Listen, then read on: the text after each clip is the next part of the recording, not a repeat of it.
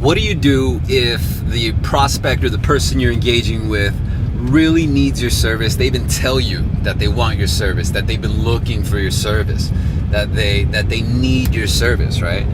And what do you do if they say, well, I just need more social proof of you?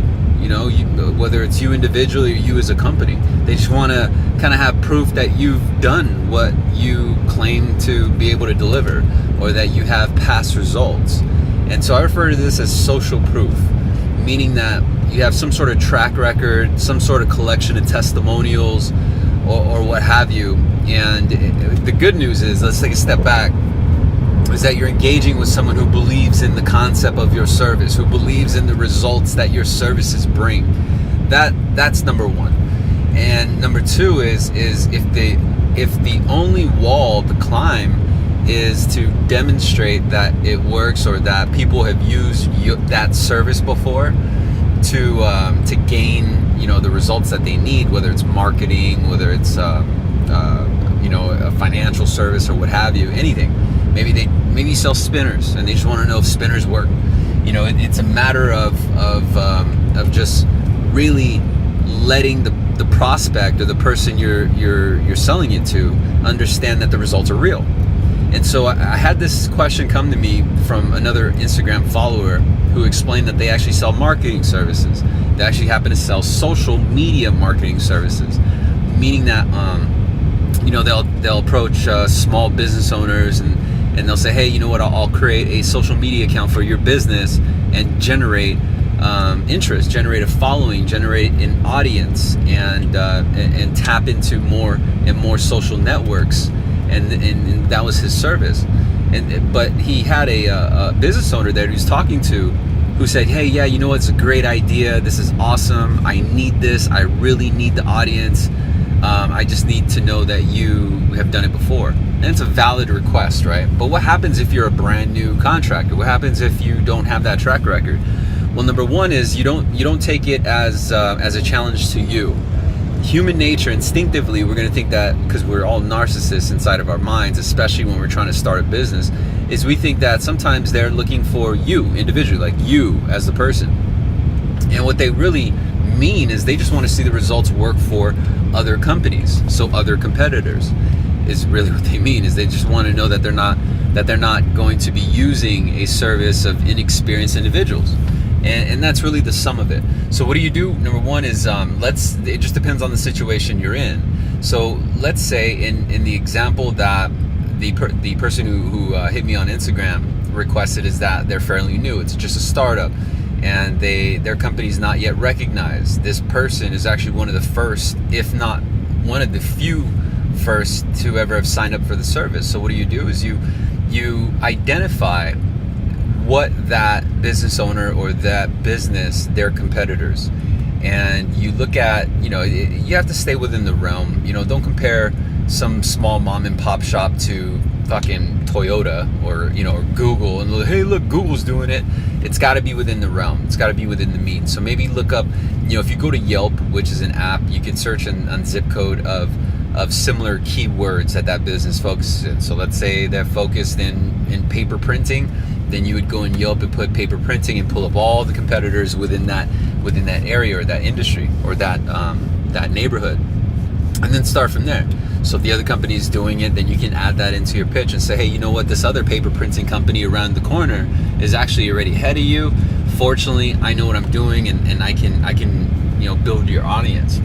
So what happens if the business owner says, yeah, you know what, I believe you, I'm sure you probably will, but I need proof that you've done it before. And this is where it comes into play as a challenge, because, well, you're brand new, right?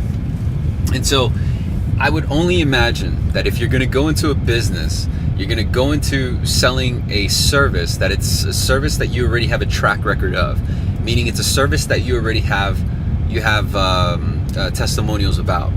And if you don't have it yet, then you have to get creative. It doesn't mean that you have to change your job. Just get creative on your delivery. And so if whether you use your own personal account or you use, you know, another account that you've helped in establishing as kind of their social proof, then that's just the way you got to go. That's just the way you got to go about it, you know. So getting back in his situation, what I personally would do if I had a brand new name, like let's just say Sales Remastered, and no one's ever heard of Sales Remastered, but my intention was to sell advice or sell mentoring, then what I would do is I would create just a massive amount of free content.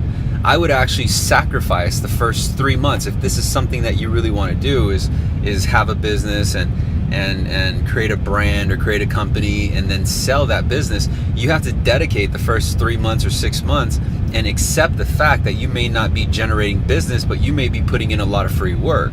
And here's the sacrifice and why most people don't become entrepreneurs. It's because they have to produce a tremendous amount of content to create that social proof, to create a collection of testimonials, and more importantly, to show that it can be done and that you have done it. So that's my advice. Now, if in the event, let's say you yourself don't have too much experience in selling a service, but your company does, you work for a well-established company, then lean on the history of your company, not necessarily yourself. Take the attention away from you individually and lean on your company. And then if necessary, sell on the leverage why your company chose you. Oh, I'm great at what I do, I'm tenacious, and because I'm fairly new, you're gonna have 100% of my attention, you're gonna have more of my attention, I'm easy to reach, I'm your only point of contact. These are the things that business owners wanna hear. They don't wanna get lost in the cycle.